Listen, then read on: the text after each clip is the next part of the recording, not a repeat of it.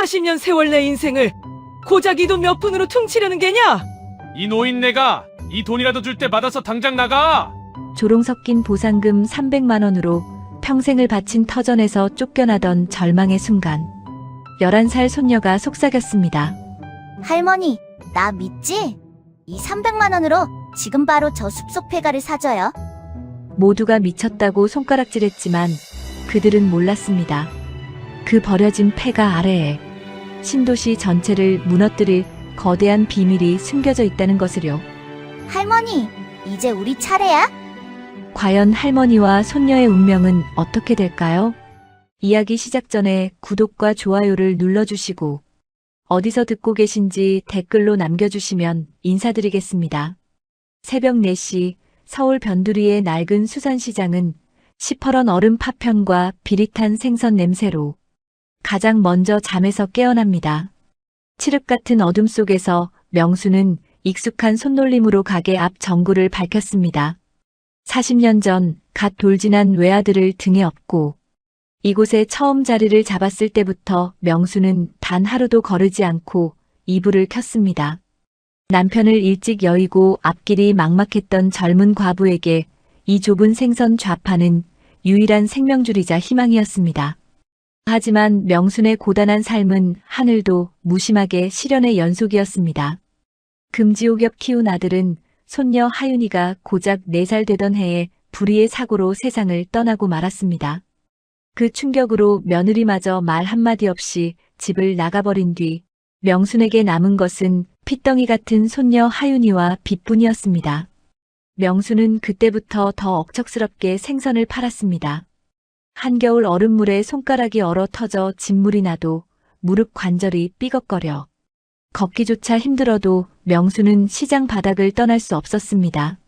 오직 하윤이를 남부럽지 않게 키워야 한다는 일념 하나로 40년 세월을 버텨온 것이지요. 시장 상인들은 명순을 명순 할머니라고 부르며 그 끈질긴 생명력을 존경했습니다. 하지만 평화롭던 시장에 재개발이라는 무서운 이름의 그림자가 드리운 것은 몇 년 전부터였습니다. 이 낡은 시장을 싹 밀어버리고 번듯한 고층 아파트와 대형 쇼핑몰을 짓겠다는 계획이 발표되면서 상인들은 매일같이 불안에 떨었습니다. 특히 조합장 황만재는 지자체 의원 출신이라는 명함을 앞세워 시청 도시계획과장인 오 국장과 형님 아우하며 시장 상인들의 목을 조여왔습니다. 황만재는 번들거리는 금색 안경을 쓰고 기름기가 좔좔 흐르는 얼굴로 시장을 누비며 상인들을 협박했습니다. 이봐요들, 시대가 변했습니다. 언제까지 이 비린내 나는 구덩이에서 살 겁니까? 내가 다 여러분들을 부자로 만들어주겠다는데 왜 이렇게 고집들이야? 그는 입으로는 상생을 말했지만 뒤로는 건설사와 결탁해 상인들에게 돌아갈 정당한 보상금을 가로채고 있었습니다. 법적으로 정해진 영업보상비는 터무니없이 깎였고 그나마 나온 보상금도 밀린 관리비와 야금야금 불어난 사채이자로 다 빠져나가게 설계해 두었습니다. 드디어 강제 집행이 예고된 안개 짙은 화요일 아침이었습니다. 명순이 갓 들어온 고등어의 비늘을 긁어내며 손님 맞을 준비를 하고 있을 때였습니다. 시장 입구에서부터 둔탁한 구둣발 소리와 함께 험악한 고함이 들려왔습니다. 검은 정장을 입고 덩치가 산만한 사내들 수십 명이 때로 몰려온 것입니다. 그들은 황만재 조합장이 고용한 강제 철거 용역들이었습니다. 자, 다들 주목하세요. 오늘부로 이 구역은 법원에서 강제 집행 들어갑니다. 어서들 짐 싸서 나오세요. 황만재의 목소리가 확성기를 타고 찢어지듯 울려 퍼졌습니다. 상인들은 사색이 되어 가게 밖으로 뛰어나왔습니다. 명순도 고무장갑을 낀 채 달려나가 소리쳤습니다. 아니, 조합장님. 아직 재판도 안 끝났는데 이게 무슨 짓입니까? 법원 판결 나올 때까지는 못 나간다고 하지 않았어요. 하지만 황만재는 차가운 미소를 지으며 명순을 빤히 쳐다보았습니다. 김명순 할머니, 법대로 하는 겁니다. 이미 개고장 여러 번 보냈잖아요. 이제 이 비린내 나는 생선 괴짝들 좀 치웁시다. 아파트 공사 늦어지면 할머니가 그 이자 다 감당할 거야? 그의 말이 떨어지기가 무섭게 용역들이 명순의 가게로 들이닥쳤습니다. 그들은 명순이 새벽부터 정성스럽게 손질해둔 생선 상자들을 거칠게 발로 찼습니다. 은빛 비늘이 반짝이던 싱싱한 갈치들이 흙바닥에 나동그라졌고 상자 속에 가득하던 얼음들이 깨져 사방으로 튀었습니다. 명순은 비명을 지르며 용역의 팔을 붙잡았습니다. 이게 어떤 생선인데? 이놈들아, 사람 죽는다. 이거 안 놓느냐? 하지만 힘없는 칠순 노인이 건장한 장정들을 막아낼 수는 없었습니다. 용역들은 명순을 가볍게 밀쳐버렸습니다. 차가운 시장 바닥에 엉덩방아를 찧은 명순의 머리 위로 낡은 천막이 찢어지는 비명 같은 소리가 들렸습니다. 40년간 비바람을 막아주던 빛바랜 천막이 순식간에 난도질당해 바닥으로 떨어졌습니다. 명순은 가슴이 갈갈이 찢기는 기분이었습니다. 저 천막 아래서 아들 목까지 해서 손녀 하윤이를 먹여 살렸는데 그저 천막 하나가 찢어진 것이 아니라 명순의 인생 전체가 짓밟히는 것만 같았습니다. 황만재는 바닥에 주저앉은 명순 앞으로 다가와 주머니에서 노란 봉투 하나를 꺼냈습니다. 그리고는 마치 큰 시혜라도 베푸는 듯 명순의 발치에 툭 던졌습니다. 할머니, 너무 억울해하지 마세요. 이건 내가 특별히 신경 써서 챙겨주는 이사비입니다. 공탁금이야 나중에 법원 가서 찾아가시든가 말든가 하시고 당장 오늘 밤 잘돼라도 구하려면 이거라도 챙겨서 조용히 나가세요. 알겠습니까? 명수는 떨리는 손으로 봉투를 집어들었습니다. 봉투 속에는 빳빳한 10,000원짜리 다발이 들어있었습니다. 명수는 눈을 비비며 돈을 세기 시작했습니다. 세고 또 세어봐도 금액은 똑같았습니다. 300만 원. 40년 세월을 바친 삶의 터전을 떠나라는 대가가 고작 300만 원이었습니다. 명순이 평생 장롱 깊숙이 모아둔 쌈짓돈까지 합쳐야 겨우 방 한 칸 얻을 수 있을까 말까한 그야말로 조롱 같은 돈이었지요. 법적으로 정해진 보상금은 이미 조합에서 이런저런 명목으로 다 떼어가 버리고 할머니 손에 남은 현금 전 재산이 딱 이 300만 원이었습니다. 300만 원? 40년을 여기서 뼈가 녹게 일했는데 고작 이 돈 받고 길바닥으로 나가라는 거야? 명순의 목소리가 파르르 떨렸습니다. 40년 세월입니다. 청춘을 다 바치고 부모 없는 손녀를 키워낸 터전입니다. 명순은 봉투를 쥔 채 황만재의 바짓가랑이를 붙잡았습니다. 조합장님, 이건 아니지. 내가 여기서 장사한 세월이 얼만데. 우리 하윤이 이제 겨우 초등학생인데 길바닥으로 내쫓으면 어떡해. 명순의 절규에도 황만재는 눈 하나 깜짝하지 않았습니다. 오히려 구두 끝으로 명순의 손등을 거칠게 밀어내며 혀를 찼습니다. 할머니, 이제 이 시장은 사라집니다. 여기엔 번쩍이는 건물이 들어설 거란 말입니다. 할머니 같은 노인네가 있을 자리가 아니에요. 알아들었으면 당장 꺼지시라고요. 황만재는 오국장이라 불리는 시청 공무원과 함께 낄낄거리며 멀어져 갔습니다. 용역들은 이미 명순의 가게를 텅 비워버린 채 다음 가게로 향하고 있었습니다. 시장 바닥은 짓이겨진 생선들과 깨진 얼음, 그리고 상인들의 울음소리로 가득 찼습니다. 명순은 텅 빈 가게 자리에 멍하니 앉아 있었습니다. 장화 사이로 스며든 찬물이 발을 시리게 했지만 가슴 속 응어리에 비하면 아무것도 아니었지요. 300만 원. 이 돈이 명순이 손에 쥔 전부였습니다. 명순은 바닥에 흩어진 갈치를 하나하나 주워 담으며 통곡하기 시작했습니다. 아이고, 아이고. 여보, 아들아. 내가 못나서 우리 하윤이를 길바닥에 앉히게 생겼다. 내가 무슨 면목으로 너희를 보겠니? 할머니의 울음소리가 안개 낀 시장 골목을 타고 처량하게 울려 퍼졌습니다. 주변 상인들도 제 코가 석자라 명순을 달래줄 기력조차 없었습니다. 평생 정직하게 일하면 배신당하지 않을 줄 알았는데 돌아온 것은 차가운 시멘트 바닥과 300만 원이라는 멸시뿐이었습니다.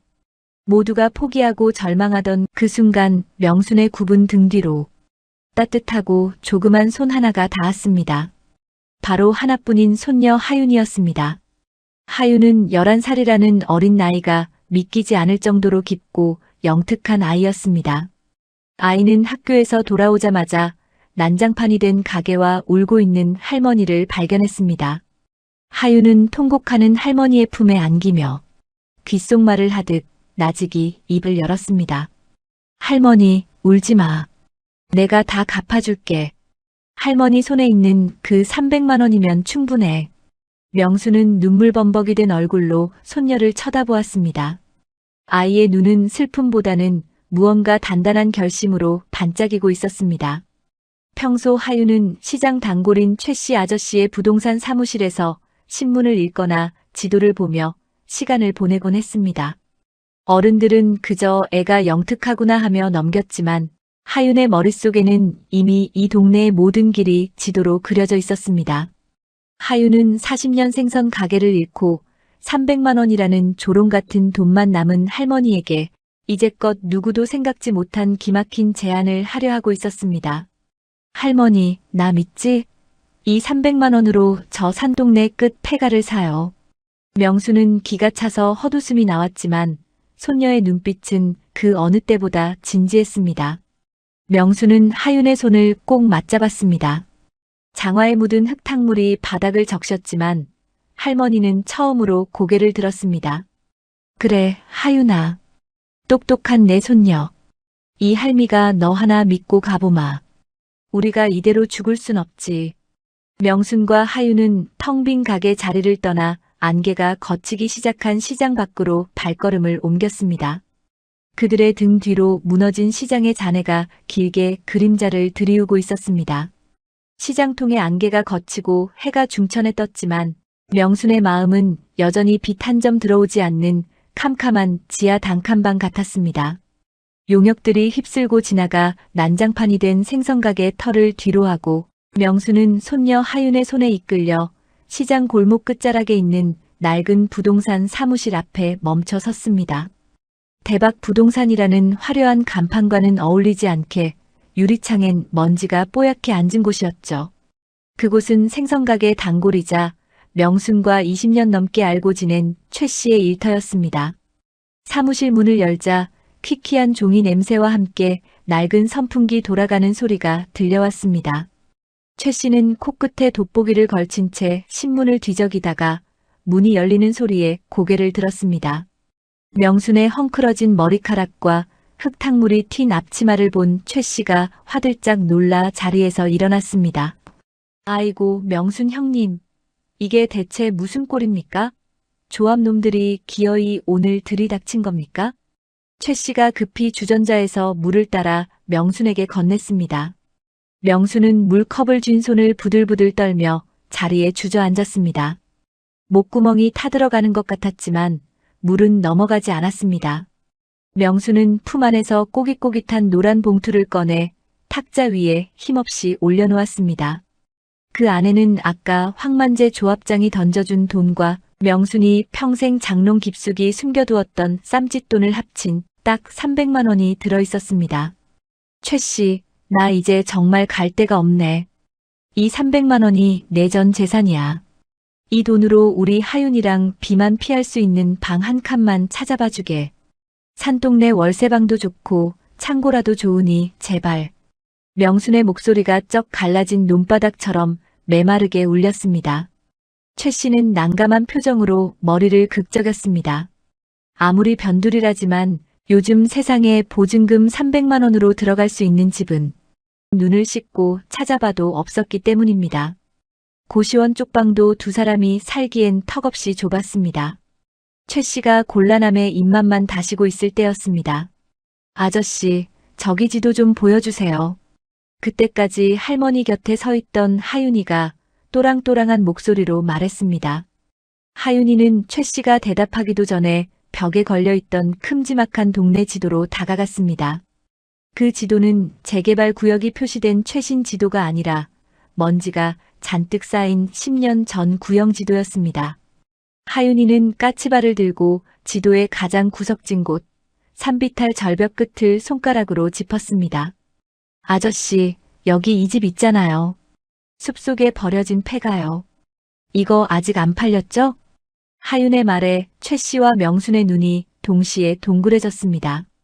하윤이가 가리킨 곳은 동네 사람들도 근처에 가길 꺼리는 흉물스러운 폐가였습니다. 20년 전 불이 난 뒤로 사람이 살지 않아 지붕은 반쯤 내려앉았고 마당엔 잡초가 사람 키만큼 자라 뱀이 나온다는 소문까지 도는 곳이었지요.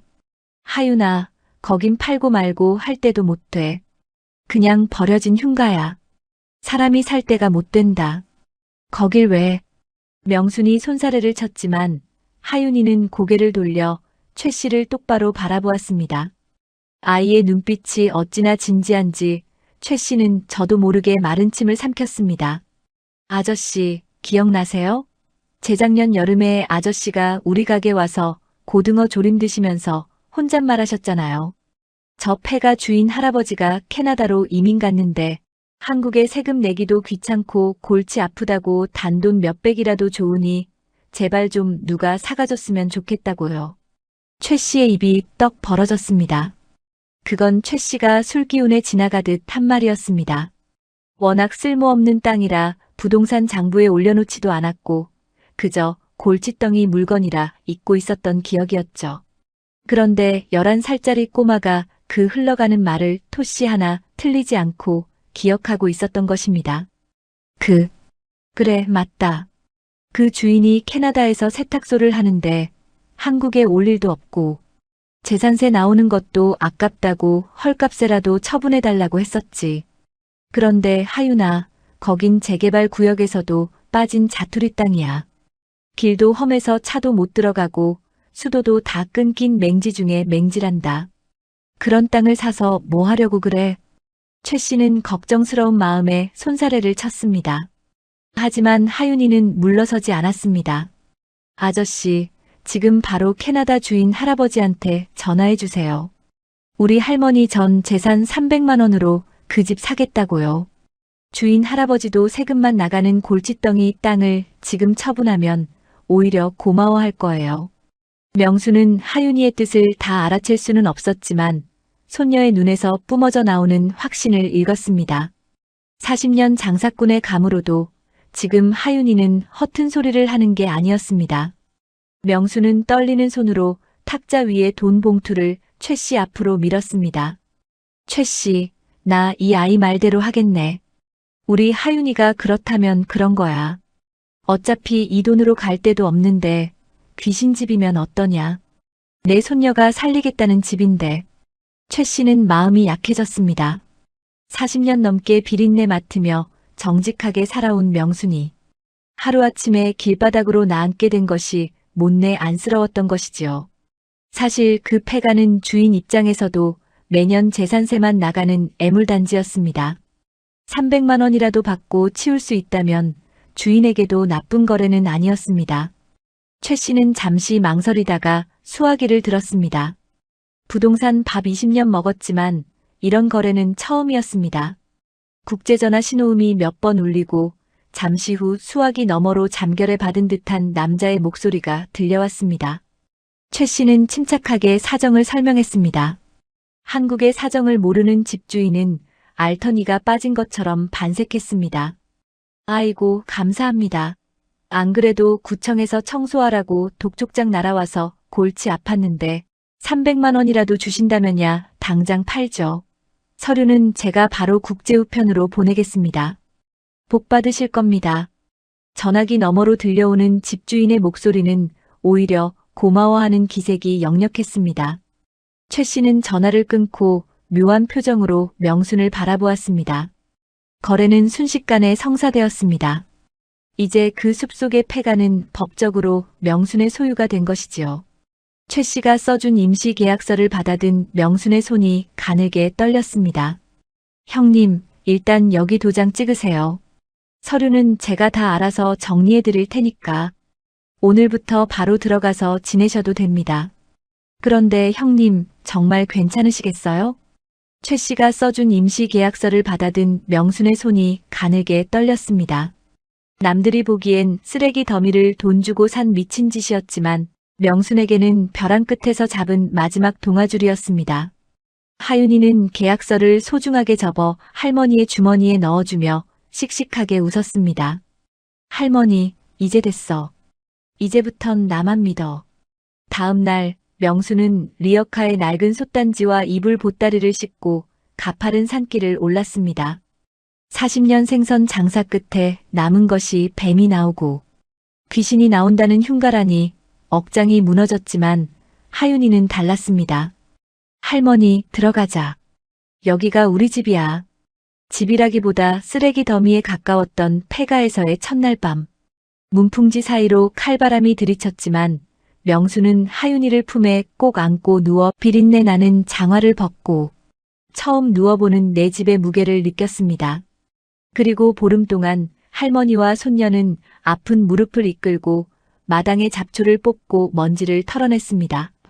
마을 사람들은 명순 할머니가 기어이 노망이 났다며 혀를 찼지만 명수는 묵묵히 빗자루질을 멈추지 않았습니다. 하윤이는 낮에는 할머니를 도와 집을 치우고 밤에는 손전등을 켜고 지도를 공부했습니다. 하윤이가 보는 지도는 시장에서 주워온 신도시 개발 구역도였습니다. 아이는 연필로 폐가 자리를 동그랗게 치고 그 주변으로 뻗어나가는 빨간 선들을 정교하게 연결했습니다. 할머니, 이 집 마당이 그냥 마당이 아니야. 신도시 전체가 숨을 쉬는 구멍이 바로 여기 생길 거래. 하윤이는 할머니에게 도면을 보여주며 설명했습니다. 신도시를 가로지르는 지하차도가 생기면 그 안에 나쁜 공기를 밖으로 빼내는 거대한 환기구와 사람들이 대피할 수 있는 비상 탈출구가 반드시 필요했습니다. 그런데 그 시설이 들어서기에 가장 적합한 지형이 바로 이 폐가 부지였던 것입니다. 하윤이는 구청 게시판에 붙은 공람 공고를 수백 번도 넘게 읽으며 이 자리가 설계상 변경 불가능한 핵심 필지라는 사실을 확신하고 있었습니다. 그러던 어느 날 검은색 고급 세단이 먼지를 일으키며 마당으로 들어왔습니다. 차 문이 열리고 내린 사람은 다름 아닌 재개발 조합장 황만재였습니다. 그 뒤로는 시청의 오 국장이 거드름을 피우며 따라 내렸습니다. 아이고, 명순 할머니. 300만 원 전 재산을 털어서 산 게 고작 이 귀신집입니까? 배짱도 좋으시네. 오 국장 역시 낄낄거리며 거들었습니다. 조합장님, 밤마다 귀신이 통곡한다던데 시장통 비린내에 코가 마비돼서 곰팡이 냄새는 향기로운가 보죠. 명수는 손에 든 빗자루를 꽉 쥐었습니다. 당장이라도 저 비열한 얼굴에 빗자루질을 하고 싶었지만 명수는 이를 악물고 참았습니다. 지금은 싸울 때가 아니라는 것을 하윤이와의 약속을 통해 알고 있었기 때문입니다. 명수는 무덤덤한 표정으로 입을 열었습니다. 남의 집 귀한 마당에 와서 웬 소란입니까? 갈 데 없는 노인네가 제 집 사서 살겠다는데 조합장님이 보태준 거라도 있소? 명순의 대꾸에 황만재는 기가 찬다는 듯 헛웃음을 터뜨렸습니다. 그는 한 발짝 다가와 명순의 귓가에 대고 서늘하게 속삭였습니다. 할머니, 착각하지 마세요. 이 집 어차피 우리 신도시 계획구역 바로 옆 자투리 땅입니다. 곧 공사 시작하면 포클레인이 이 마당 코앞까지 들어올 텐데 그때도 여기서 버틸 수 있을 것 같아요? 우리가 조만간 이 길목을 공사 차량 진입로로 수용할 계획이거든요.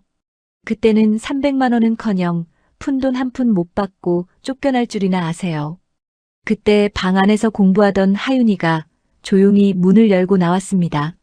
아저씨, 여기 우리 땅이에요. 팔기 전까지는 포크레인 한 대도 못 들어와요. 그리고 공사 진입로요? 여기 안반 지형이라 진입로 못 내는 거 설계도에 다 나와 있잖아요. 왜 도로를 억지로 굽게 만들어서 엉뚱한 자리에 진입로를 내려고 하세요? 하윤의 말에 오 국장의 안색이 순식간에 굳었습니다. 지자체 공무원인 그는 하윤이 지적한 도로 굽히기가 황만재, 지인들의 땅값을 올리기 위한 조작이라는 것을 누구보다 잘 알고 있었습니다. 황만재는 이 꼬맹이가 어디서 라며 버럭 소리를 질렀지만 오 국장의 불안한 눈빛은 숨기지 못했습니다. 그들이 먼지를 피우며 떠난 뒤 하윤은 주저앉은 할머니의 어깨를 감싸 안았습니다. 할머니, 저 아저씨들 지금 겁나서 저러는 거야. 자기들이 조작한 게 들통날까봐. 하윤은 그날 밤 다시 펜을 들었습니다. 오 국장과 황만재가 놓친 설계도의 허점, 그리고 사적인 이익을 위해 억지로 꺾어놓은 도로 선형의 증거들을 공책에 빼곡히 정리했습니다. 11살 꼬마의 눈에는 어른들의 탐욕이 너무나 투명하게 보였습니다. 할머니, 나 내일 시청에 좀 다녀올게. 시장님을 만나야겠어. 명수는 놀랐지만 이제 손녀의 눈빛만 봐도 알 수 있었습니다. 이 아이가 40년 묵은 할머니의 한을 풀어줄 유일한 열쇠라는 것을요. 다음 날 아침 하윤은 가장 깨끗한 옷을 입고 가방 속에 설계 오류 분석표를 챙겨 넣었습니다. 300만 원이라는 조롱을 희망으로 바꿀 준비를 마친 채 하윤은 당당하게 산길을 내려갔습니다. 이제 진짜 반격의 시작인 시청으로 향하는 발걸음이었습니다. 시청 건물은 하윤이의 키보다 수백 배는 더 높아 보였습니다. 입구에는 제복을 입은 보안 요원들이 출입하는 사람들을 엄격하게 살피고 있었지요. 하윤이는 무작정 안으로 들어가는 대신 미리 챙겨온 신도시 개발 공청회 안내문과 최 씨 아저씨의 명함을 꺼내 들었습니다. 하윤이는 안내 데스크로 다가가 아주 예의 바르고 차분한 목소리로 말했습니다. 안녕하세요. 신도시 지하차도 설계 오류에 대한 시민 긴급 제안서를 제출하러 왔습니다. 오늘이 시장님께서 시민들의 목소리를 직접 들으시는 열린 시장실 운영일이라고 해서 정식으로 접수하려고요. 하윤이가 내민 서류 봉투 겉면에는 신도시 지하차도 설계 결함 및 사업비 300억 손실 방지 제안서라고 큼지막하게 적혀 있었습니다. 11살 꼬마의 입에서 설계 결함과 300억 손실이라는 말이 나오자 직원의 눈이 휘둥그레졌습니다. 장난이라기엔 하윤이의 눈빛이 너무나 진지했고 봉투 속 슬쩍 보인 도면들이 예사롭지 않았기 때문입니다. 직원은 반신반의하며 도시계획과로 연락을 취했습니다. 마침 박 시장은 이번 신도시 사업의 예산 낭비 문제로 골머리를 앓던 중이었습니다. 그때 마침 시장실 문이 열리고 인자해 보이지만 눈빛만큼은 날카로운 중년의 남자가 걸어 나왔습니다. 이 도시의 수장인 박 시장이었습니다. 박 시장은 입구에서 실랑이를 벌이는 하윤이를 발견하고는 멈춰 섰습니다. 무슨 일이기에 이렇게 소란스러운가? 비서가 당황하며 하윤이가 가져온 서류를 보여주었습니다. 박 시장은 무심코 서류들을 넘겨보다가 갑자기 걸음을 멈췄습니다. 그는 안경을 고쳐 쓰고 하윤이가 적어 내려간 수치와 도면들을 뚫어지게 쳐다보았습니다. 박 시장은 신도시 사업을 성공적으로 마무리해 깨끗한 도시를 만들고 싶어하는 야심가이자 원칙을 중요시하는 사람이었습니다. 그런 그의 눈에 하윤이가 지적한 설계 조작의 흔적은 그야말로 충격이었습니다. 얘야, 네가 이걸 다 직접 그린 거니? 네, 시장님. 여기 지하차도 입구 보세요. 도로가 원래는 일직선이어야 하는데 여기서 갑자기 휘어지잖아요. 그 휘어진 땅 주인이 누구인지 조사해보세요. 그리고 그 때문에 우리 집 마당에 생겨야 할 환기구 자리가 설계도에서 지워졌어요. 공기를 빼낼 곳이 없으면 지하차도에서 불이 났을 때 사람들이 다칠 수도 있어요. 하윤이의 차분한 목소리가 복도에 울려 퍼졌습니다. 박 시장은 소름이 돋는 것을 느꼈습니다. 그는 즉시 하윤이를 시장실 안으로 들였습니다. 박 시장은 시장실 소파에 앉아있는 하윤이를 흥미로운 눈으로 바라보았습니다. 책상 위에는 하윤이가 가져온 낡은 공책과 도면들이 펼쳐져 있었지요. 하윤이라고 했니? 네가 쓴 이 제안서 정말 네가 직접 분석한 거냐? 박 시장의 물음에 하윤이는 긴장한 기색 없이 공책의 한 페이지를 가리켰습니다. 네, 시장님. 여기 지하차도 3구역을 보세요. 황만재 조합장님이 도로를 억지로 굽게 만들어서 자기 지인들 땅값을 올리려고 했어요. 그런데 문제는 도로를 굽히는 바람에 원래 우리 집 마당에 들어서야 할 지하차도 비상 탈출구 자리가 설계도에서 사라졌다는 거예요. 하윤이의 손가락이 도면 위에 한 점을 짚었습니다. 이 구간은 지하차도가 가장 깊게 들어가는 곳이라 사고가 나면 연기가 빠질 곳이 없어요. 환기구랑 탈출구가 없으면 큰 사고가 날 텐데 오 국장님은 황 조합장님 부탁을 들어주느라 이 위험한 설계를 승인해 준 거예요. 이대로 공사하면 나중에 다 뜯어 고쳐야 해서 세금이 300억 넘게 더 들 거예요. 박 시장은 눈을 가늘게 떴습니다.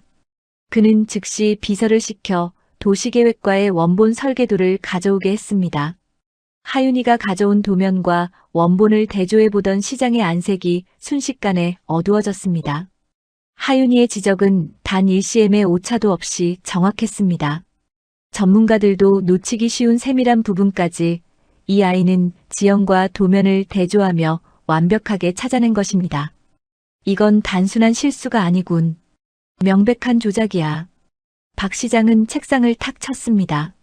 그는 정직한 도시를 만들겠다는 신념이 강한 사람이었습니다. 그런 그의 눈앞에서 공무원과 조합장이 짜고 시민의 안전을 담보로 뒷돈을 챙기려 한 정황이 드러난 것입니다. 박 시장은 하윤이의 작은 손을 내려다보았습니다. 어른들의 탐욕이 이 어린아이의 눈에는 얼마나 투명하게 보였을지 생각하니 부끄러운 마음이 앞섰습니다. 박 시장은 결심한 듯 하윤이의 제안서를 내려놓으며 인자하게 웃어 보였습니다. 하윤이라고 했니? 정말 고맙구나. 네가 아니었으면 큰일 날 뻔했다. 이 설계도는 내가 직접 다시 조사하마. 그리고 네가 말한 그 폐가 자리, 거기가 왜 중요한지도 내가 똑똑히 확인하겠다. 하지만 이 사실이 밖으로 알려지면 큰 혼란이 올 수도 있으니 당분간은 나와 너만의 비밀로 하자꾸나. 내가 직접 특별감사팀을 꾸려 조사하마. 박 시장은 하윤이에게 한 가지 약속을 덧붙였습니다. 나쁜 아저씨들이 내 땅을 함부로 뺏지 못하게 내가 지켜주마. 그리고 이 모든 것이 바로잡히면 네가 우리 시의 안전을 지킨 1등. 공신이라는 걸 세상에 알리고 정당한 보상을 받게 해줄게. 하윤이는 고개를 깊게 숙여 인사했습니다. 감사합니다, 시장님. 우리 할머니가 평생 생선 팔아모은 전 재산으로 산 집이에요. 꼭 지켜주세요. 하윤이가 시청을 나설 때 아침에 느꼈던 긴장감은 사라지고 발걸음은 가벼워졌습니다. 이제 든든한 조력자가 생겼다는 확신이 들었기 때문입니다. 하윤이는 시청 앞 광장에서 하늘을 올려다보았습니다. 구름 사이로 비치는 햇살이 마치 할머니와 자신의 앞날을 비추는 것 같아 마음이 벅차올랐습니다. 집으로 돌아온 하윤이는 걱정하며 기다리던 명순을 꼭 안아주었습니다. 명순은 손녀의 얼굴에서 핀 환한 미소를 보고서야 안도의 한숨을 내쉬었습니다. 하윤아, 고생 많았다. 시장님은 만나 뵈었니? 응, 할머니. 시장님이 우리 도와주기로 했어. 이제 곧 좋은 소식이 있을 거야. 조금만 더 참자. 명수는 손녀의 말을 다 이해할 수는 없었지만 하윤이의 단단한 목소리를 들으니 정말로 기적이 일어날 것만 같았습니다. 두 사람은 그날 저녁 낡은 냄비에 끓인 소박한 된장찌개를 나눠 먹으며 처음으로 편안한 웃음을 지었습니다. 한편 시청에서는 박 시장의 지시로 비밀리에 신도시 설계도 재조사가 시작되었습니다. 오 국장과 황만재 조합장은 자신들의 검은 속내가 11살 꼬마의 손에 들통났다는 사실은 꿈에도 모른 채 여전히 축배를 들며 공사 현장을 누비고 있었습니다. 하지만 그들이 쌓아 올린 탐욕의 탑에는 이미 커다란 금이 가기 시작했습니다. 산 아래에서 들려오던 육중한 기계 소리가 드디어 명순의 집 마당 입구까지 들이닥쳤습니다. 흙먼지를 뒤집어 쓴 덤프트럭들이 줄지어 서고 집채만한 포크레인 2대가 쇠발톱을 치켜든 채 대문 앞을 가로막았습니다. 공사 현장 소장과 인부들이 우르르 몰려나와 경계줄을 치기 시작했고 그 뒤로 조합장 황만재가 승리자 같은 미소를 지으며 걸어 나왔습니다. 명수는 떨리는 가슴을 부여잡고 대문 밖으로 나갔습니다. 평생 생선을 팔며 산전수전 다 겪은 명순이었지만 거대한 기계들이 뿜어내는 매연과 위압감 앞에서는 속절없이 작아지는 기분이었습니다. 그때 하윤이가 할머니의 거친 손을 꽉 맞잡았습니다. 아이의 손은 작았지만 그 움켜쥔 힘만큼은 바위처럼 단단했습니다. 할머니, 겁내지 마. 저 사람들 오늘 아무것도 못해. 황만재는 구두로 흙바닥을 툭툭 치며 명순의 면전에 대고 호령했습니다. 자, 김명순 할머니. 보셨지? 이제 진짜 공사 시작입니다. 오늘 이 폐가 싹 밀어버리고 길 낼 거니까 당장 짐 싸서 나오세요. 지난번에 준 300만 원이면 고시원이라도 들어갈 텐데 왜 이렇게 미련하게 버팁니까? 황만재의 말이 끝나기 무섭게 포크레인이 굉음을 내며 마당 안쪽으로 바가지를 들이밀었습니다. 바로 그때였습니다. 하윤이가 가방에서 코팅된 서류 한 장을 꺼내 높이 치켜들었습니다. 멈추세요. 여기 공사 중지 가처분 통지서 안 보셨어요? 어제 날짜로 조합이랑 시청에 다 발송됐을 텐데요. 하윤이의 맑고 또렷한 목소리가 엔진 소음을 뚫고 울려 퍼졌습니다. 포클레인 기사가 당황한 듯 장비를 멈추고 황만재를 쳐다보았습니다. 황만재는 안경을 고쳤으며 코웃음을 쳤습니다. 뭐, 가처분? 야, 이 꼬맹이가 어디서 종이 쪼가리 하나. 들고 와서 협박이야. 오 국장한테 확인 다 끝냈어. 여기는 그냥 밀어도 되는 자투리 땅이라고. 황만재가 인부들에게 손짓하며 강행하려던 찰나 현장 소장의 무전기에서 다급한 목소리가 터져 나왔습니다. 소장님, 큰일 났습니다. 시청 도시계획과에서 지금 당장 이 구간 공사 중단하라고 공문 내려왔습니다. 시장님 직속 감사팀이 지금 현장으로 오고 있답니다. 현장 소장의 안색이 순식간에 하얗게 질렸습니다. 황만재 역시 귀를 의심하며 오 국장에게 전화를 걸었지만 돌아오는 것은 전원이 꺼져 있다는 차가운 안내 멘트뿐이었습니다. 하윤이가 시장님과 나눴던 비밀 약속이 드디어 거대한 방패가 되어 그들을 지켜준 것이었습니다. 시장은 하윤이가 제보한 설계 조작 정황을 근거로 진실이 밝혀질 때까지 해당 구역의 모든 공사를 일시적으로 멈추라는 명령을 내린 것이었습니다. 포크레인의 엔진 소리가 꺼지자 산동네에는 기묘한 정적이 흘렀습니다. 하지만 그 정적은 황만재에게는 세상에서 가장 무서운 사형 선고와 같았습니다. 신도시 사업은 거액의 프로젝트 대출을 받아 진행하는 도박과도 같았습니다. 공사가 하루 늦어질 때마다 조합이 물어야 하는 금융 이자와 장비, 대여료, 인건비가 상상을 초월했기 때문입니다. 일주일이 지났습니다. 황만재의 상태는 처참했습니다. 하루 5억 원. 눈 뜨면 사라지는 거액의 이자는 황만재의 목을 죄는 올가미가 되었습니다. 건설사에서는 매시간 전화를 걸어 공사가 이대로 한 달만 지연되면 조합장님도 파산이고 우리도 다 죽습니다라며 으름장을 놓았습니다.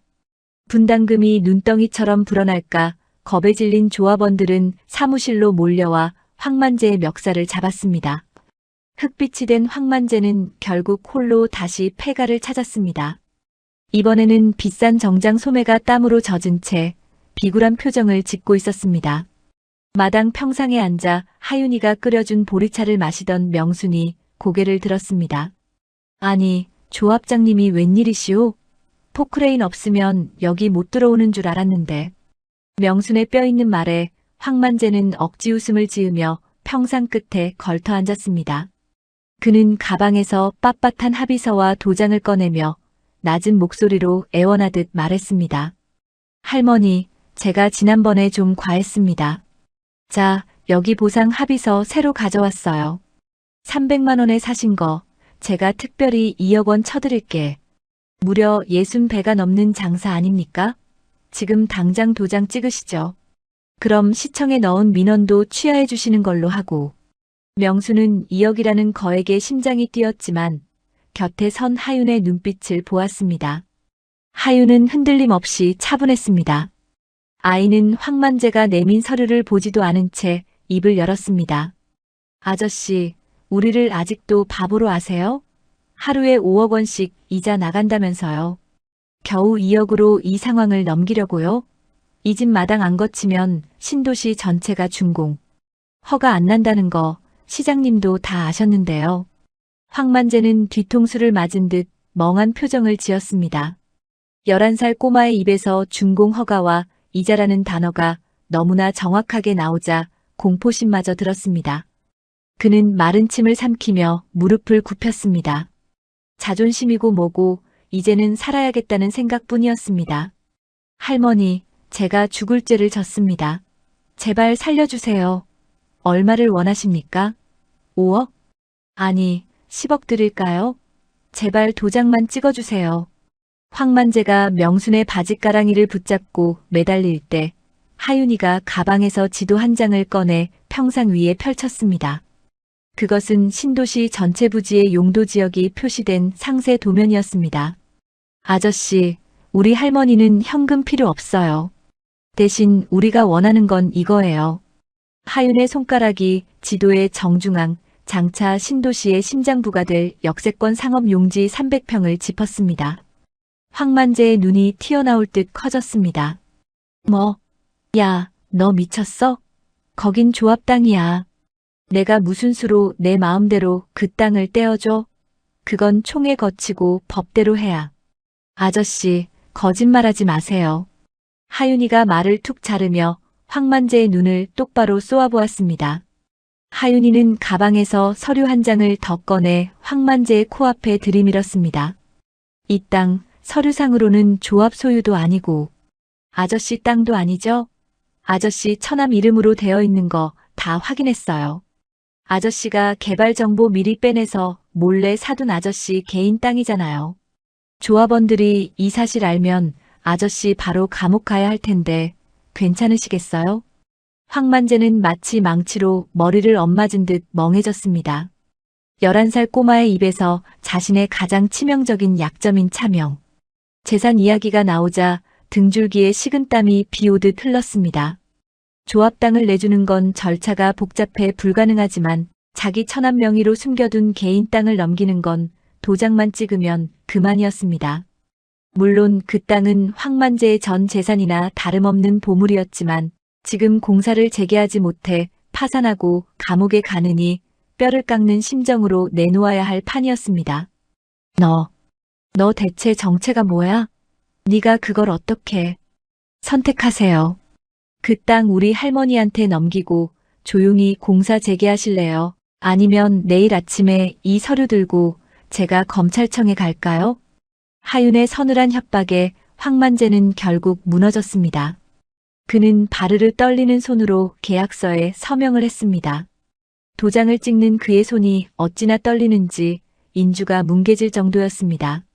계약서에 도장이 찍히는 순간 하윤은 그 종이를 소중하게 챙겨 할머니의 주머니에 넣어주었습니다. 명수는 멀어져가는 황만재의 비틀거리는 뒷모습을 보며 길게 숨을 내뱉었습니다. 40년 전 시장 바닥에서 억울하게 자리를 뺏겼던 기억, 아들을 잃고 피눈물을 흘리던 세월이 주마등처럼 스쳐 지나갔습니다. 하윤아, 정말 고생 많았다. 이 할미가 너 아니었으면 어쩔 뻔했니? 아니야, 할머니. 이제 시작이야. 저 아저씨가 우리한테 뺏어간 거 이제 하나씩 다 찾아올 거야. 두 사람은 저물어가는 노을 아래 나란히 앉았습니다. 낡은 폐가의 지붕은 여전히 위태로워 보였지만 하윤의 주머니에 든 계약서 한 장은 그 어떤 대궐보다 든든한 방패가 되어주고 있었습니다. 300만 원으로 산 폐가가 정말로 기적을 만들어내고 있었습니다.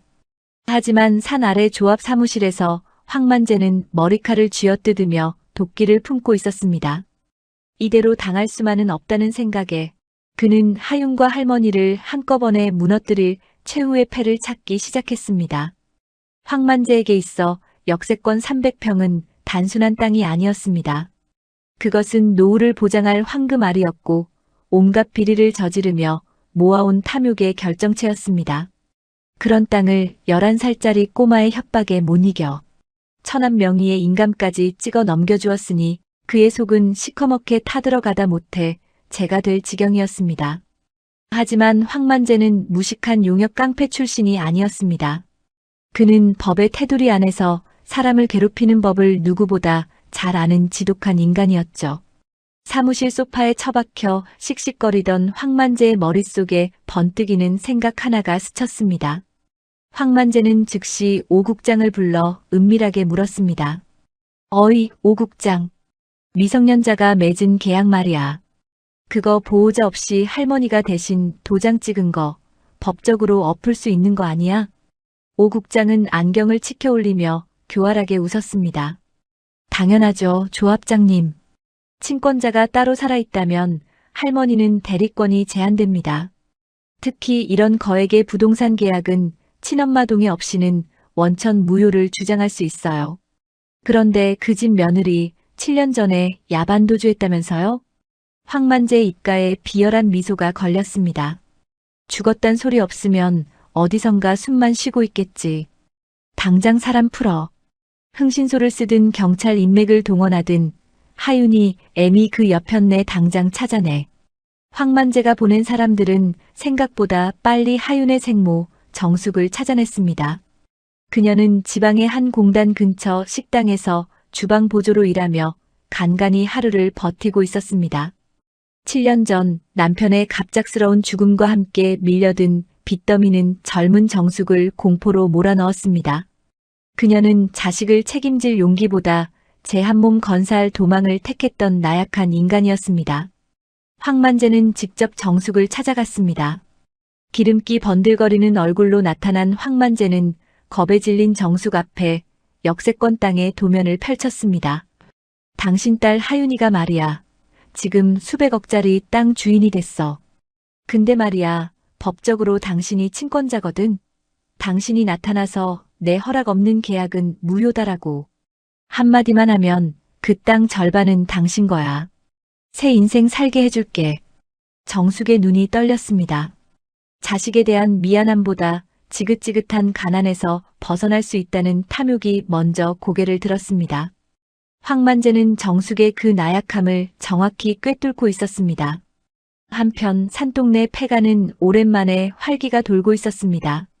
명순 할머니는 하윤이 받아낸 계약서를 장롱 깊숙이 숨겨두고 마당에 상추 씨앗을 뿌리며 희망을 읽었습니다.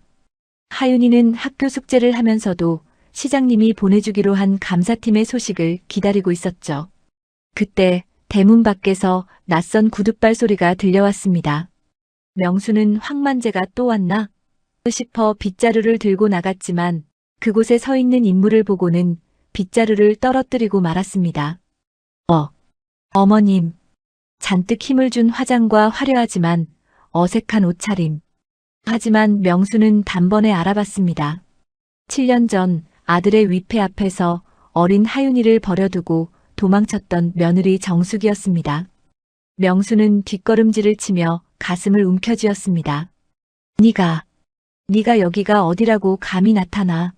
죽었다 깨어나도 다시는 안 올 것처럼 도망가더니.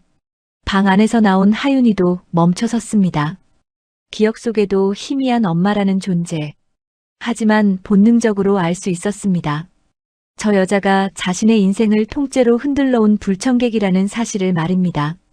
정숙의 뒤에서는 황만재가 승리자 같은 미소를 지으며 걸어 들어왔습니다. 할머니, 인사 나누세요. 법적으로 하윤이의 유일한 보호자, 친엄마가 돌아왔습니다. 이제 하윤이가 맺은 그 계약, 우리가 정식으로 이에 제기할 겁니다. 명순 할머니는 사르르 떨리는 손으로 하윤의 어깨를 감싸 안았습니다.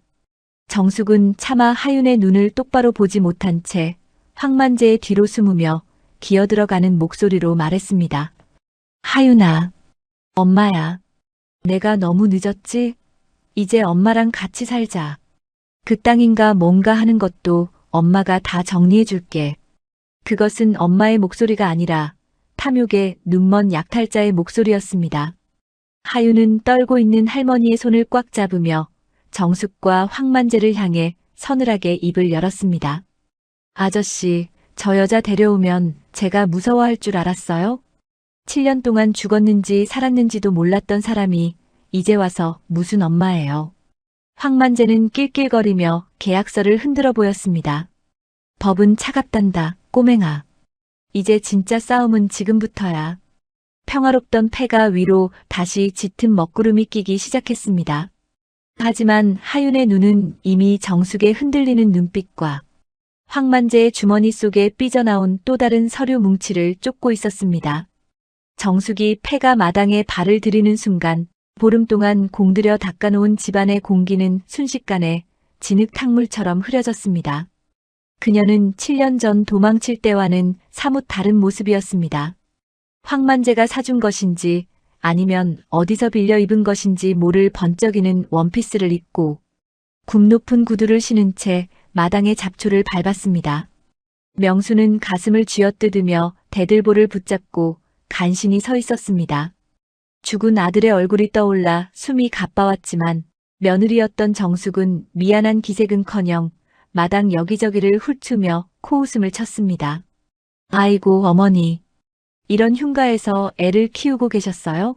세상에, 시장 바닥에서 그렇게 고생하시더니 결국 귀신집으로 오셨네. 내 인연. 네가 여기가 어디라고 발을 들여. 명순의 호통에도 정숙은 눈 하나 깜짝하지 않았습니다. 오히려 등 뒤에 버티고 선 황만재를 힐끗 보더니 가방에서 종이 한 장을 꺼냈습니다.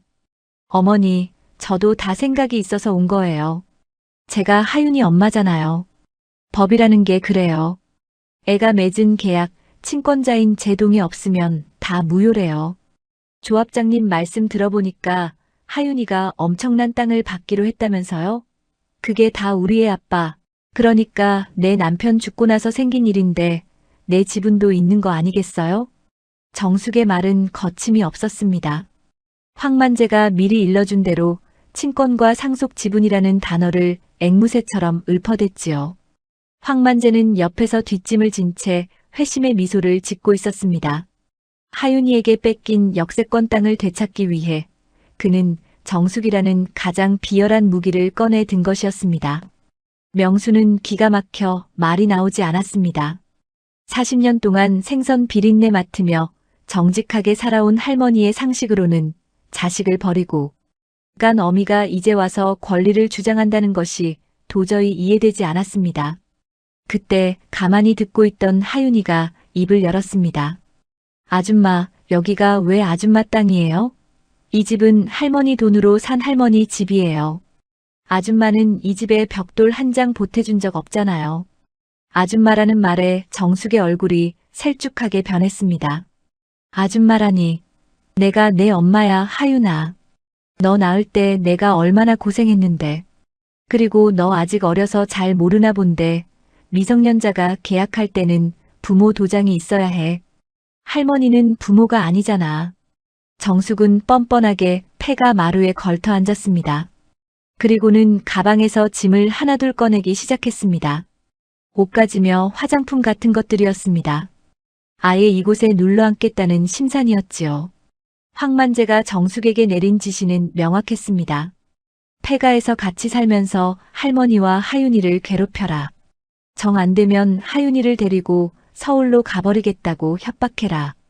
그러면 명순 할머니는 손녀를 뺏기지 않으려고 결국 땅 계약을 포기할 것이라는 계산이었습니다. 그날부터 폐가의 지옥 같은 동거가 시작되었습니다. 정숙은 손 하나 까딱하지 않았습니다. 명순 할머니가 정성껏 차린 밥상을 보고는 반찬이 왜 이 모양이냐, 생선 비린내가 진동을 한다며 타박을 놓았습니다. 심지어는 이웃 사람들이 지나갈 때마다 들으라는 듯 큰 소리로 신세 한탄을 했습니다. 아이고, 동네 사람들. 제가 애 찾으려고 7년을 전국을 헤맸어요. 이제 겨우 찾았는데 시어머니가 땅 욕심에 애를 이런 흉가에 가둬두고 안 내주네요. 세상에 이런 법이 어디 있대요? 마을 사람들은 속사정도 모른 채 수군거렸습니다. 그래도 애 엄마가 왔으면 엄마한테 보내야지. 말순이 할머니가 땅 욕심에 노망이 났나봐 하는 소리들이 담장을 넘어왔습니다. 명수는 억울함에 밤마다 가슴을 치며 울었습니다. 사건은 정숙이 들어온 지 사흘째 되는 날 밤에 터졌습니다. 정숙은 할머니가 잠든 틈을 타 명순의 장롱을 뒤지기 시작했습니다. 황만재가 약속한 돈을 받으려면 하윤이 이름으로 된 계약서 원본이 필요했기 때문입니다. 장롱 속 보따리를 거칠게 헤집던 정숙의 손에 드디어 노란 봉투가 잡혔습니다. 찾았다. 이거면 이제 내 인생도 피는 거야. 정숙이 회재를 부르며 방을 나가려 할 때 문 앞에 하윤이가 서 있었습니다. 아줌마, 황만재 아저씨는 아줌마한테 돈 안 줘요. 아줌마가 계약서 넘겨주면 바로 경찰에 신고해서 아줌마 쫓아낼 사람이라고요. 하윤의 말은 전곡을 찔렀습니다. 정숙은 잠시 흔들리는 눈빛을 보였지만 곧 도끼를 품으며 하윤의 어깨를 밀쳤습니다. 조그만 게 뭘 안다고 난리야. 비켜. 이거만 있으면 난 다시 시작할 수 있어. 소란에 잠에서 깬 명순 할머니가 방으로 달려왔습니다. 계약서를 들고 도망치려는 며느리와 그걸 막으려는 손녀의 실랑이를 본 명순은 그대로 바닥에 주저앉았습니다. 아이고, 내 아들아. 내 마누라가 기어이 우리 집안을 다 박살을 내는구나. 명순의 통곡 소리가 폐가의 정막을 깼습니다. 정숙은 그 소리를 뒤로 한 채 대문을 박차고 나갔습니다. 숲속 어둠 속에서 대기하고 있던 황만재의 차불빛이 번쩍였습니다. 정숙은 승리자처럼 계약서를 흔들며 차를 향해 뛰었습니다. 하지만 정숙은 몰랐습니다. 하윤이가 그 계약서 원본을 이미 다른 곳에 숨겨두었고 정숙이 들고 튄 봉투 속에는 하윤이가 낮에 그려놓은 연습장 종이 뭉치만 들어있다는 사실을 말입니다. 하윤은 울고 있는 할머니를 다독이며 어둠 속으로 사라지는 차 뒷모습을 차가운 눈으로 응시했습니다. 할머니, 울지 마. 저 여자가 직접 황만재 아저씨의 숨통을 끊어줄 거야. 제 발로 함정에 걸어 들어간 거니까. 하윤의 계획은 이제 다음 단계로 넘어가고 있었습니다. 황만재의 검은색 세단이 산길을 비명 지르듯 긁으며 올라와 폐가 마당에 급정거했습니다. 차에서 내린 정숙은 개선장군이라도 된 듯 당당하게 황만재에게 노란 봉투를 내밀었습니다. 하루 5억 원의 이자, 폭탄에 피가 마르던 황만재는 떨리는 손으로 봉투를 낚아챘습니다. 드디어 그 지긋지긋한 패가 마당을 밀어버리고 역세권 땅을 되찾아올 마법의 열쇠를 손에 쥐었다고 생각한 것이지요. 하지만 봉투를 뜯어 내용물을 확인한 황만재의 눈이 뒤집혔습니다. 봉투 안에는 계약서 대신 황만재 바보라고 삐뚤빼뚤하게 적힌 하윤의 연습장 종이 뭉치만 가득했습니다. 이 여편니가 지금 누구랑 장난질이야. 황만재의 고함에 정숙은 소스라치게 놀라며 뒷걸음질 쳤습니다. 자기도 모르는 영문이었습니다. 황만재는 종이 뭉치를 정숙의 얼굴에 집어던지고는 쇠파이프를 들고 차에서 내렸습니다. 어디서 꼬맹이랑 짜고 나를 속여. 오늘 아주 끝장을 내주마. 눈이 뒤집힌 황만재가 마루로 뛰어들었습니다. 명순 할머니는 하윤을 등 뒤로 숨기며 떨리는 몸으로 앞을 막아섰습니다. 40년 생선 장사로 다져진 배짱도 광기에 사로잡힌 인간의 폭력 앞에서는 무력했습니다. 이게 무슨 짓이야. 당장 내 집에서 나가. 내 집? 여기가 누구 집이야. 이 늙은이가 죽고 싶어 환장했나. 황만재가 쇠파이프를 치켜 올리는 찰나 하윤이가 차분하지만 서늘한 목소리로 외쳤습니다. 아저씨, 우리 아빠 죽었을 때도 그랬죠? 안전장비 아깝다고 낡은 크레인 그냥 쓰게 해서 우리 아빠 떨어지게 만든 거 아저씨잖아요. 공기는 일순간 얼어붙었습니다. 7년 전 하윤의 아빠가 공사장에서 추락사했을 때 현장 소장이 바로 황만재였습니다. 그는 사고를 개인 과실로 몰아세웠고 빚더미에 앉아 제정신이 아니던 정숙에게 푼돈 몇 푼을 던져주며 도망치듯 떠나게 종용했습니다. 너 그건 또 어떡해. 아저씨네 사무실 철거하던 날 아저씨가 파쇄 안 하고 쓰레기통에 그냥 던져 넣었던 그 박스들이요. 거기서 우리 아빠 이름 적힌 사고 보고서랑 아저씨가 서명한 장비 점검 허위 보고서 다 찾았어요. 아저씨는 쓰레기라고 버렸겠지만 나한테는 그게 보물지도였거든요. 하윤의 말은 비수가 되어 황만재의 심장에 박혔습니다. 하윤은 시장 바닥에서 할머니가 버려진 생선 대가리를 줍던 그 고단한 날 폐지, 더미 속에서 아빠의 진실을 찾아냈던 것입니다. 모든 것이 들통난 황만재는 이제 눈에 뵈는 것이 없었습니다. 그래, 내가 그랬다. 근데 어쩔 거야? 그 서류 지금 내놔, 안. 그러면 꼬맹이 너부터 저 밑으로 던져버릴 테니까. 황만재가 하윤의 덜미를 낚아채 마당 구석, 비탈길로 이어지는 낡은 담장 쪽으로 끌고 갔습니다. 명순 할머니는 비명을 지르며 매달렸지만 황만제의 힘을 당해낼 수 없었습니다. 그때 차 옆에서 벌벌 떨고만 있던 정숙의 눈빛이 변했습니다. 돈 때문에 자식을 버렸고 돈 때문에 다시 돌아왔던 나약한 인간이었습니다.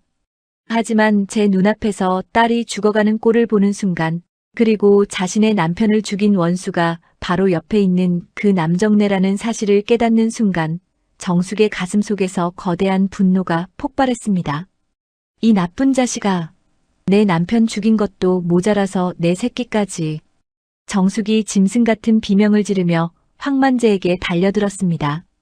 그녀는 황만제의 팔을 사정없이 깨물고 눈을 할퀴었습니다. 예상치 못한 정숙의 공격에 황만제가 주춤하며 하윤을 놓쳤습니다.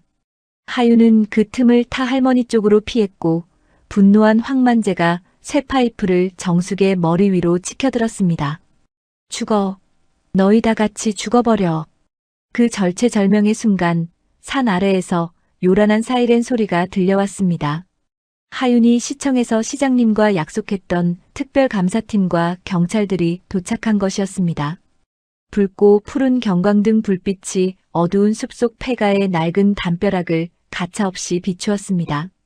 쇠파이프를 치켜들고 광기를 부리던 황만제의 그림자가 길게 늘어지다 이내 경찰들에 의해 바닥으로 짓눌렸습니다. 철컥 차가운 수갑이 채워지는 소리가 적막한 산동네에 울려 퍼졌습니다. 이거나 내가 누군 줄 알고 이래. 오국장 불러와. 황만제는 흙바닥을 뒹굴며 끝까지 비명을 질렀습니다. 하지만 그가 그토록 믿었던 오국장은 이미 시청 집무실에서 감사팀에 의해 긴급 체포된 상태였습니다. 하윤이가 시장에게 전달했던 그 보물지도 같은 서류들은 단순한 제보가 아니었습니다. 7년 전 아빠의 사고 은폐, 신도시 설계 조작, 그리고 황만제가 천안 명의로 빼돌린 차명 재산 목록까지 완벽하게 정리된 단죄의 장부였기 때문입니다. 경찰차 뒷좌석에 처박힌 황만제의 모습은 비참했습니다. 번들거리던 금색 안경은 깨져 마당 구석에 굴러다녔고 수천억 원의 이자, 폭탄을 피하려던 그의 탐욕은 결국 새창살이라는 종착역에 다다랐습니다. 다음 날 아침 시청 브리핑룸에는 박 시장이 직접 섰습니다.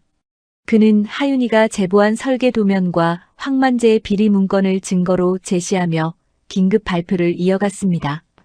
이번 신도시 개발 과정에서 벌어진 설계 조작과 공무원 유착 비리를 뿌리 뽑겠습니다. 특히 11살 소녀의 용기 있는 제보로 예산 300억 원의 낭비를 막았으며 7년 전 억울하게 묻혔던 한 노동자의 죽음에 대해서도 전면 재조사를 실시하겠습니다. 박 시장의 발표는 전국을 뒤흔들었습니다. 40년 생선 가게 할머니와 영특한 손녀가 힘을 합쳐 거대 비리 집단을 무너뜨렸다는 소식은 사람들의 가슴을 뻥 뚫어주었습니다. 시장 상인들은 자기 일처럼 기뻐하며 박수를 쳤고 하윤이를 쓰레기 땅에 들어간 노망난 노인네 손녀라고 비웃던 마을 사람들은 이제 부끄러움에 고개를 들지 못했습니다. 법원에서도 판결이 신속하게 내려졌습니다. 황만제가 천안 명의로 숨겨두었던 역세권 상가 부지는 명순 할머니와의 대물 변제, 계약이 정당한 것으로 인정되었습니다. 황만제 처남이 처벌을 면하기 위해 차명 재산임을 자백했기 때문입니다.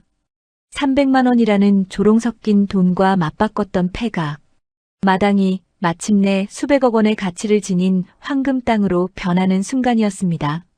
악당들이 썰물처럼 빠져나간 폐가 마당에는 정숙만이 덩그러니 남겨졌습니다. 황만제에게 할퀴어지고 흙먼지가 가득 묻은 그녀의 옷차림은 처량하기 짝이 없었습니다. 그녀는 차마 명순 할머니와 하윤의 얼굴을 보지 못한 채 마당 구석에서 고개를 파묻고 어깨를 들썩였습니다. 명순은 낡은 빗자루를 들고 마당을 쓸기 시작했습니다. 슥, 슥. 빗자루질 소리만 가득하던 마당에 명순의 칼칼한 목소리가 떨어졌습니다. 울면 뭐하냐. 죽은 내 아들이 살아 돌아오기라도 한다더냐. 정숙은 엉금엉금 기어 명순의 발치에 엎드렸습니다. 어머니, 잘못했습니다. 정말 잘못했습니다. 남편 그렇게 가고 눈앞이 캄캄해서 도망쳤던 게 결국 제 발목을 이렇게 잡네요. 하윤이까지 사지로 몰아넣을 뻔한 인연을 죽여주세요. 정숙의 통곡은 가식이나 연기가 아니었습니다. 제 딸이 황만재의 손에 끌려가던 그 찰나, 그녀는 7년 전 빚쟁이들에게 쫓길 때보다 더 큰 공포를 느꼈습니다. 그 공포가 그녀 속에 숨어있던 어미의 본능을 깨웠던 것이지요. 하윤은 마루 끝에 앉아 그런 엄마를 물끄러미 바라보았습니다.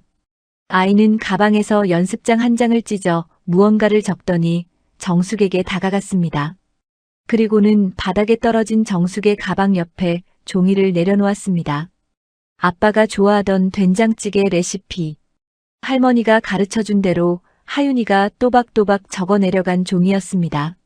할머니가 그러는데 아빠는 된장찌개에 멸치가루 많이 넣는 거 좋아했대요. 앞으로 엄마가 끓여주세요. 나도 엄마 밥 먹어보고 싶어. 하윤의 말에 정숙은 대성통곡하며 땅을 쳤습니다. 아줌마가 아닌 엄마라는 호칭에 가슴이 찢어지는 듯한 통증과 기쁨이 교차했습니다. 명순 할머니는 눈물을 훔치며 부엌으로 향했습니다. 이거사 밥이나 처먹고 울어라. 속이 비면 눈물도 안 나오는 법이다. 용서는 아니었습니다. 하지만 그것은 40년 동안 생선.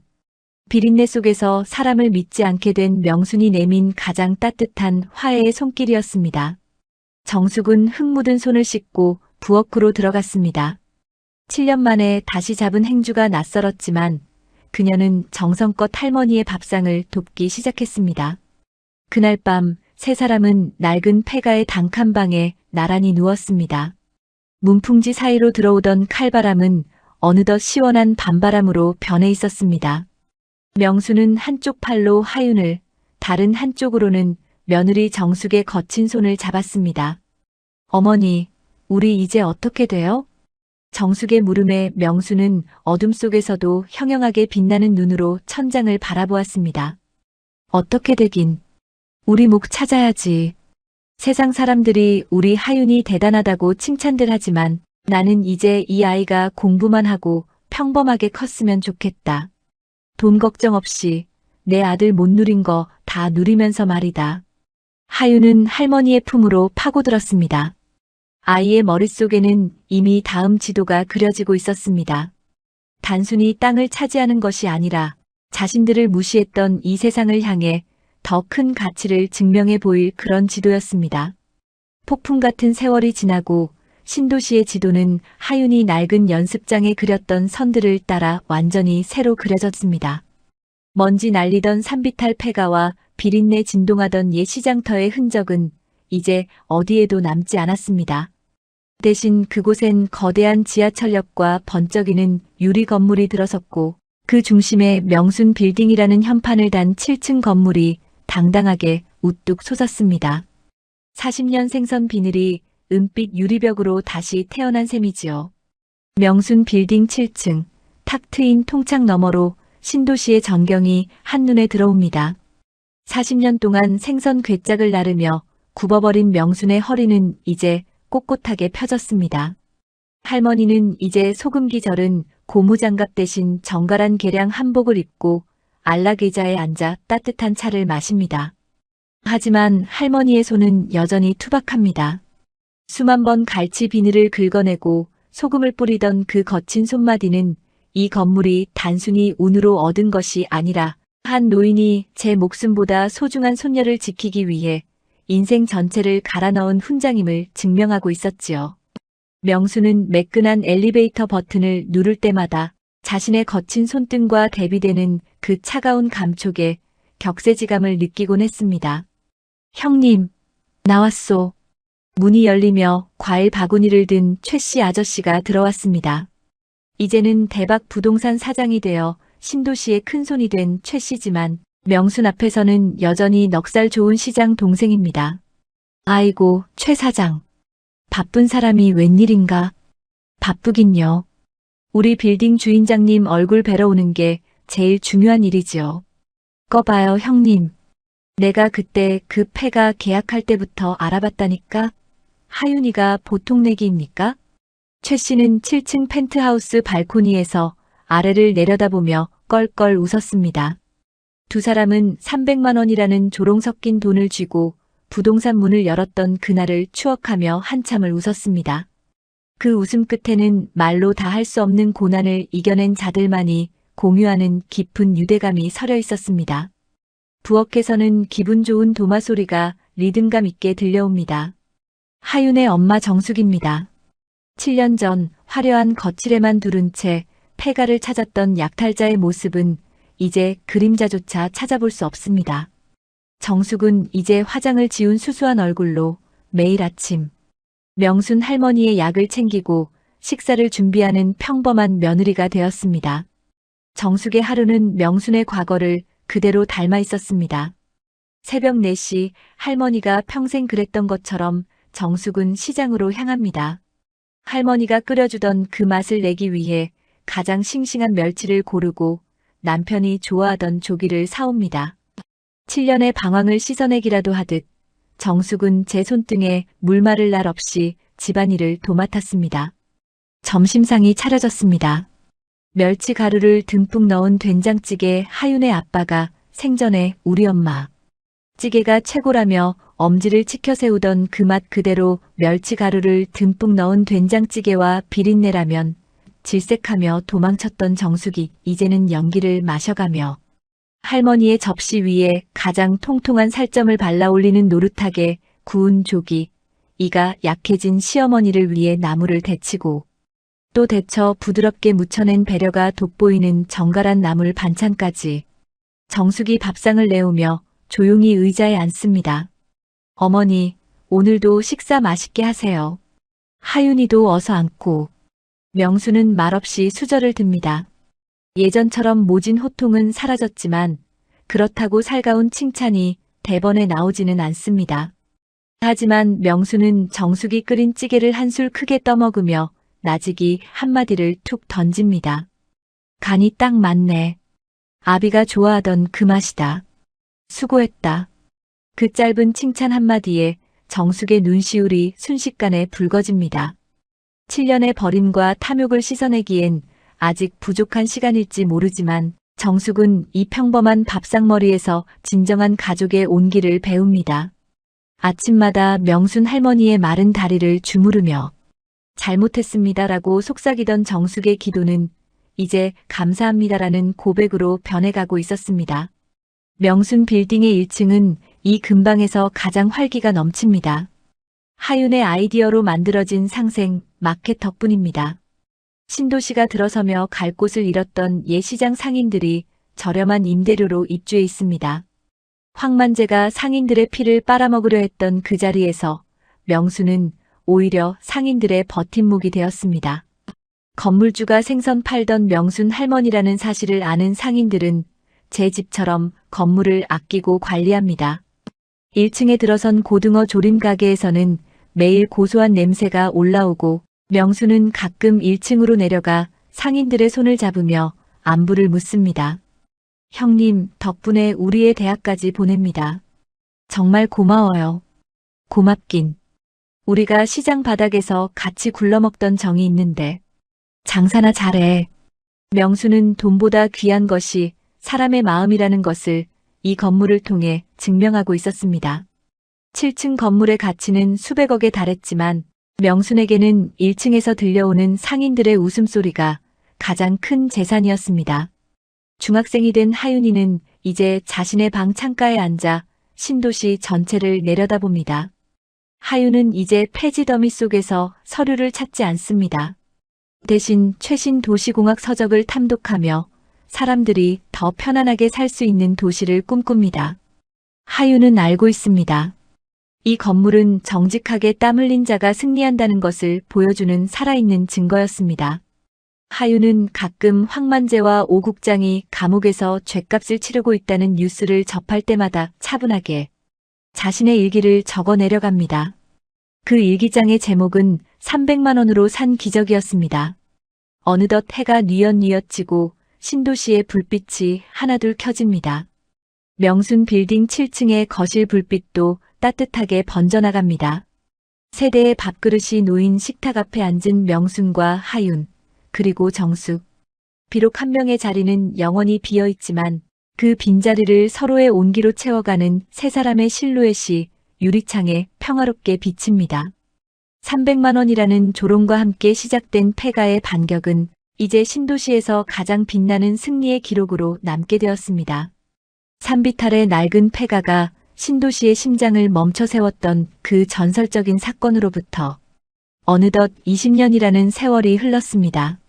한때 귀신집이라 불리며 사람들의 기피 대상이었던 그 터는 이제 전 세계 도시공학도와 건축가들이 반드시 방문해야 할 성지가 되었습니다. 그곳엔 하윤이 직접 설계한 숨쉬는 숲 도서관이 자리 잡고 있습니다. 과거 하윤이 지적했던 신도시의 숨구멍 기구 자리를 예술적인 도서관으로 승화시킨 이 건축물은 도시가 인간의 욕망만이 아닌 생명력을 담아야 한다는 하윤의 철학이 깃든 결정체였습니다. 31살이 된 하윤은 이제 한국을 넘어 세계가 주목하는 도시공학 전문가로 우뚝 섰습니다. 세계 최고의 석학들을 제치고 유엔 산하 도시재생기구의 수석 자문위원이 된 그녀가 펴낸 자서전적 에세이 보이지 않는 길은 출간 즉시 전 세계 30개국에 번역되었습니다. 이 책은 단순한 성공담이 아니었습니다. 11살 꼬마의 눈으로 목격한 권력의 비열한 탐욕, 그리고 땅 밑에 흐르는 진실을 읽어냈던 영특함을 담담하고 날카로운 필체로 기록한 단죄와 희망의 보고서였습니다. 하윤은 책의 서문에서 이렇게 적었습니다. 사람들은 눈에 보이는 높은 빌딩과 넓은 도로만을 길이라 불렀다. 하지만 진짜 길은 그 아래 보이지 않는 곳에서 묵묵히 도시를 숨쉬게 하는 곳에 있었다. 우리 삶도 마찬가지다. 비린내 나는 시장 바닥과 버려진 폐가 아래에도 정의라는 이름에 보이지 않는 길은 흐르고 있었다. 이 책의 파급력은 대단했습니다. 과거 신도시 개발의 고질적인 비리들이 다시금 조명되었고 이른바 하윤법이라 불리는 토지 수용 및 보상에 관한 공정 법안이 제정되어 힘없는 상인들이 길바닥으로 나앉는 비극을 막는 제도적 방패가 되었습니다. 하윤의 눈부신 비상과 대조적으로 한때 세상을 다 가진 듯 기세등등했던 황만재와 오 국장의 말로는 처참했습니다. 징역 12년형을 선고받고 복역하던 황만재는 감옥 안에서 자신이 빼돌리려 했던 차명 재산들이 줄줄이 몰수되어 사회로 환원되는 과정을 지켜보며 피눈물을 흘렸습니다. 출소 후 그를 반기는 이는 아무도 없었습니다. 가족에게도 외면당한 그는 자신이 쫓아냈던 상인들이 활짝 웃으며 장사하는 명순. 빌딩 근처를 배고픈 짐승처럼 맴도는 초라한 노인이 되었습니다. 가끔 명순 빌딩 1층 상생 상가에서 들려오는 활기찬 웃음소리를 들을 때면 그는 자신의 가슴을 쥐어뜯으며 회한에 잠겼지만 이미 버스는 떠난 뒤였습니다. 오 국장 역시 공무원직 파면은 물론 연금까지 박탈당했습니다. 그는 평생을 법정 싸움과 변호사 비용으로 재산을 탕진했고 한때 형님 아우하던 황만재와는 서로를 원망하며 원수보다 못한 사이가 되었습니다. 두 사람은 하윤의 책 속에서 탐욕이 눈을 가리면 발밑에 급소조차 보지 못하는 어리석은 자들의 전형으로 영원히 기록되었습니다. 명순 빌딩 7층에서는 명순 할머니의 90세를 맞이하여 구순잔치가 열렸습니다. 40년 생선 비린내를 훈장처럼 달고 살았던 할머니는 이제 세상에서 가장 우아하고 인자한 어른이 되었습니다. 잔치상에는 화려한 사내진미가 가득했지만 명순 할머니가 가장 먼저 손을 뻗은 것은 며느리 정숙이 정성껏 끓인 된장찌개였습니다. 그 곁에는 이제 머리칼이 희끗해진 정숙이 그림자처럼 붙어 할머니의 식사를 챙깁니다. 지난 20년 동안 정숙은 단 하루도 거르지 않고 할머니의 수발을 들었습니다. 그녀는 명순 빌딩에서 나오는 수익금의 상당 부분을 미혼모 자립지원재단에 기부하며 젊은 날 자신의 나약했던 선택을 평생에 걸쳐 속죄하고 있었습니다. 어머니, 고기 좀 더 드세요. 오늘 생선이 아주 싱싱합니다. 응, 내 솜씨가 이제 나보다 낫다. 하윤 아범이 저 세상에서 보고 참 좋아하겠어. 명순의 짧은 인정에 정숙은 조용히 미소 지으며 눈시울을 붉혔습니다. 잘못했다는 말은 굳이 꺼내지 않아도 매일 마주하는 밥상 위에 따뜻한 온기로 녹아 있었습니다. 이제 정숙은 명순에게 단순한 며느리가 아닌 고통의 세월을 함께 건너온 유일한 동반자였습니다. 하윤은 도서관 옥상 정원에 올라가 신도시의 야경을 내려다봅니다. 20년 전 할머니의 거친 손을 잡고 300만 원을 든 채 산길을 오르던 그날. 밤의 공기를 그녀는 여전히 기억합니다. 당시엔 어둡고 무서웠던 숲속이었지만 지금은 사람들의 웃음소리와 책, 읽는 소리가 가득한 희망의 공간이 되었습니다. 하윤은 도서관 중앙홀 유리 케이스 안에 보관된 자신의 낡은 연습장을 물끄러미 바라보았습니다. 삐뚤빼뚤하게 적힌 황만재 바보라는 글귀와 치밀하게 분석된 설계 도면들. 그것은 누군가에게는 조롱이었으나 하윤에게는 세상을 바꿀 지렛대였습니다. 이제 사람들은 이곳을 귀신집이 아니라 가장 낮은 곳에서 시작된 위대한 반격의 자리로 기억합니다. 하윤은 가방에서 펜을 꺼내 새로운 도시 설계도 한 구석에 메모를 남깁니다. 도시는 벽돌로 짓는 것이 아니라 사람의 마음으로 짓는 것이다. 하윤의 시선은 화려한 빌딩 숲을 지나 여전히 어딘가에서 부당한 압박에 눈물 흘리고 있을 또 다른 소외된 이들을 향해 있습니다. 40년의 한을 씻어낸 할머니의 인자한 웃음소리가 도서관의 숲바람을 타고 신도시 전체로 평화롭게 퍼져나갔습니다. 40년 평생 생선 비린내 속에서 살다 300만 원이라는 조롱 섞인 모욕에서 시작된 이 기나긴 이야기는 결국 정직한 땀방울과 흔들리지 않는 지혜, 그리고 가족이라는 이름이 지닌 위대한 회복의 힘을 증명하며 아름다운 마침표를 찍었습니다. 하지만 이것은 끝이 아니라 새로운 시작이었습니다. 하윤이 세상에 내놓은 보이지 않는 길의 철학은 앞으로도 소외되고 짓밟힌 수많은 사람의 가슴 속에 희망의 지도를 그려줄 것이며 생선 가게 할머니와 꼬마 천재가 일궈낸 시련과 극복의 이야기는 도시의 전설이 되어 오래도록 회자될 것입니다.